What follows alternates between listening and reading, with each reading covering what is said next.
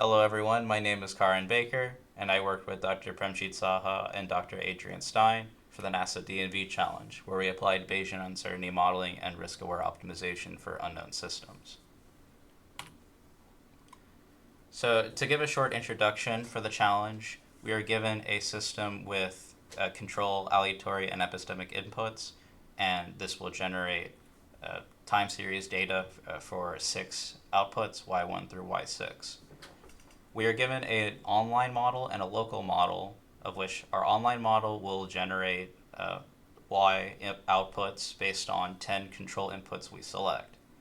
Our local model can be run as many times as we wish, and with the data we collect from our online model, we'll again generate time series data based on more observations. So I'll show you how we set up the model and how we'll collect different posterior distributions based on the challenge's requirements. Specifically, we do need to model the uncertainty for aleatory and epistemic inputs. I'll also show for this process for the 95% most important data. So as I mentioned earlier, a local model runs through 6 outputs sampled at 60 time steps. Based on our online model for our 10 control sets, we're constrained to 100 observations in each. So our local model will generate 6,000 data points per control input set. For our control inputs, to select the 10 sets, we decided to use diagonal sampling and unit cube due to computational budgeting. As such, we did not want to use something like Latin hypercube, which will not represent the extreme points of the cube, such as 1, 1, 1. As I mentioned earlier, we're using Bayesian modeling. So based on different assumptions from the challenge, we can assume that there's a true value for epistemic variables, which indicates that this should be a normal distribution with small variance. And also, because of such, we can select a gamma distribution for the precision matrix for said normal distribution. Again, assuming that our variance is actually very small, and that will generate positive definite matrices. We can use the Wishart distribution specifically because as this is a multivariate model, we do want to use a multivariate generalization. So we select the Wishart distribution for our conjugate prior. Again, from the data, we can assume that our aleatory variables represent a beta distribution, of which will become much clearer when I show you the results of our Bayesian modeling. We decided to use RJAGs for our hierarchical Bayesian model. This makes use of Gibbs sampler because it'll be easier to look at conditional distributions than to look at the entirety of the joint distribution. And because RJAGs already comes with Markov chain Monte Carlo implementation, it is all the more easier to use. So based on different Adrian and Raftery diagnostics for running RJAGs, we used 2,000 iterations of burn-in, and we can throw out those samples, and then 10,000 real iterations for our 10 chains. At the end of the process, we can combine our 10 chains, and we can create the distributions that define the uncertainty model for problem 1 of the challenge. So then I'll show you how those posterior distributions look, and how they will look with 95% most important data, which is the sub-problem for this problem 1. So, as mentioned earlier, we from the shape of our data, we did get a beta distribution for our aleatory inputs, and because we did get our minor variance in our epistemic variable, but we can assume that the peak represents somewhere where the true value exists. So problem 1, part 2, as mentioned earlier, I need to identify the most important 95% of the data. We decided to use quantile filtering, where we just eliminate the extreme ends, 2.5% from the extreme ends. This requires a change in our hierarchical model, though, because this represents a change for what the beta distribution represents for XA. With the changes implemented to the model, we reran MCMC with the filtered data. So as such, these shapes for our posterior distributions make sense with cutting out the very ends of our data, and also this makes sense that our variance decreases for our epistemic variables. So problem 1, part 3 involves determining the chance that a certain output lands outside of a prediction interval based on alpha. So we are given alpha as 0.95 and 0.99, meaning the data, if the data exists outside 0.95% of the data, or 0.95% of the data and 99% of the data. So we do need to use our uncertainty models that we created earlier, and since we want the prediction intervals, we can use a Chebyshev grid where we're sampling our aleatory epistemic and control inputs. And because of the effects of our aleatory inputs, we decided to use a finer grid search, or 5x5, compared to the 3x3x3 for our epistemic variables. This will be shown later when I go over for the solution to problem 2. So we determine our prediction intervals based on our Chebyshev nodes, and we can determine the boundary probabilities that each epistemic node determined, with extremal value aggregation determining the intervals. And these are our probabilities here. Or these are our intervals here. So I mentioned earlier, I'll give the definitions for problem 2. This will make more sense as to why we selected a finer search for our aleatory inputs, and this will also explain how we go through the optimization process. Essentially, problem 2 is to look at a cost function, and this will represent the performance of our system. We're also given certain constraints that we need to abide by for other design problems. So this is our cost function. As you'll notice that this is the expected value for our system response, which will become very important very soon. And this is our probability of failure, which represents our constraint. G here will be defined later. So because the epistemic variables represent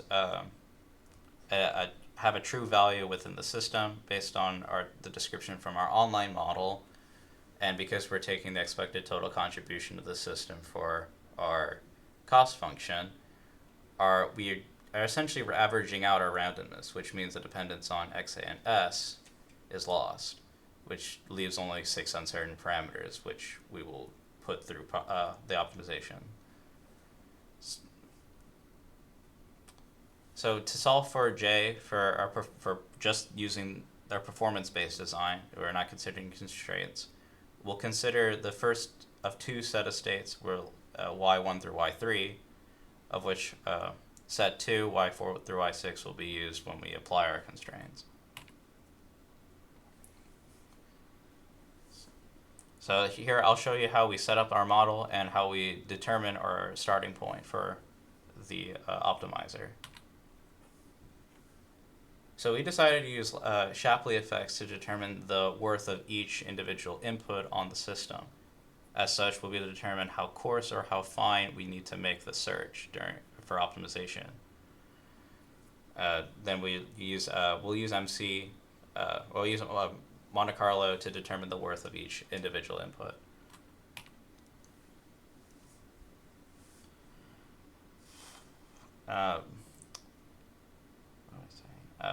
So based on the integral from our cost function, we can integrate over XA through Legendre-Gauss quadrature. Because our randomness should be lost, we can just sample for what our XA should be.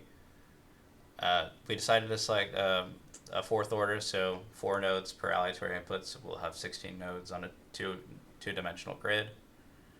And because our epistemic parameters are normally distributed and they should have an expected value, and our control parameters are determined, they should also be uniform.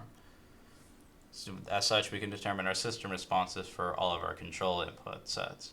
And then we can calculate our expected values based on the weights from our 16 aleatory nodes. With this, we can actually start the optimization process and see how our solver performs for each design criteria. So as expected, our Shapley effect should add up to unity, which it does, and we can see that there's a high impact for the control inputs for set I1. And because the XE2 and XE3 our second and third epistemic variables have negligible impact, they should be excluded from our optimization process. And because XE1 is relatively small, we can make it coarser for the solver. So we'll say that we have 10 random samples for XE1, and we'll sample our XE into 0.2 increments from 0 to 1. So we'll have a total of 1,250 samples in our search. So we went with an initial guess of 0.4, 0.8, and 0.8. And we determined our final control input for a maximized J. And as such, because we are not using our constraints, when we apply these XEs for calculating our probability of failure, our probability of failure is extremely high. But our J is also extremely high, so that makes sense for just purely performance-based. However, what if we consider our constraint? So this is G as described, how we calculate our probability of failure. If these values here, which were set from the challenge, are greater than the system response itself from J, we can consider it a success. So again, since we're using J, we can determine Shapley effects on the second input set, or second output set.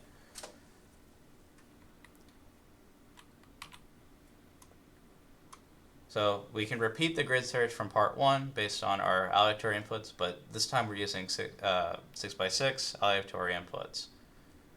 For initial XC of 0.4, 0.6, and 0.95, we'll get a final XC as defined here.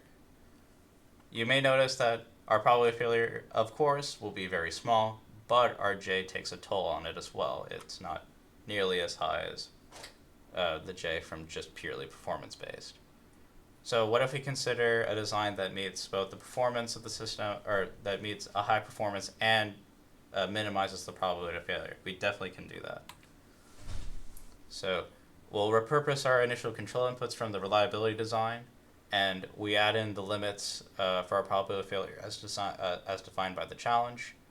And when applying the solver again, we get these control input sets. For a probability of failure of 10 to the negative third, our limit, 10 to the negative third, we get J equals 7.61 and 7.65. When we decrease our limit for the probability of failure, of course, our J will fall.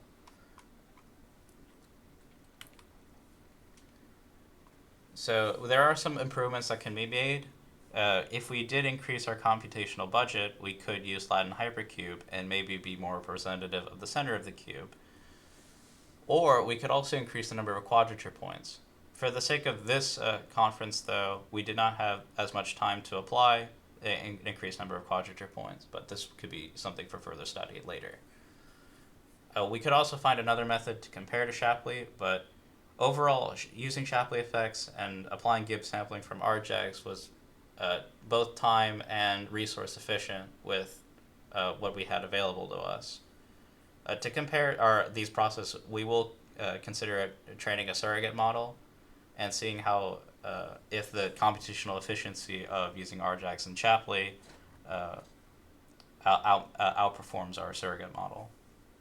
I'd like to acknowledge my advisor, Dr. Stein, and collaborator, Dr. Saha. And I'd also like to thank NASA Langley and DNB for hosting the challenge. And lastly, I'd like to thank the University of Stavanger for hosting SRA-E. Thank you.